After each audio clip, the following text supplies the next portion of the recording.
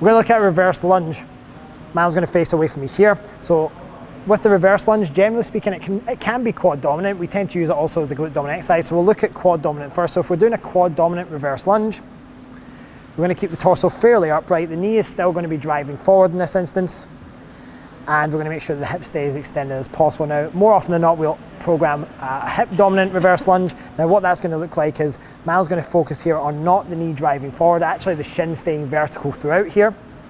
So we can make sure that that knee isn't traveling really far forward. It's a big step back. She's making sure that the hips go into as much flexion as possible, and the rib cage is going to follow that to match that position of the pelvis. She absorbs the impact on the way down, and she accelerates up to the top. Now, what we don't want is we don't want this folding forward in terms of the spinal position, but what we also don't want as well is we don't want that knee, we don't want that knee traveling forward too much either. All right, so again, the key focus here is almost like where the shin starts when she's in standing, that's going to remain the same throughout.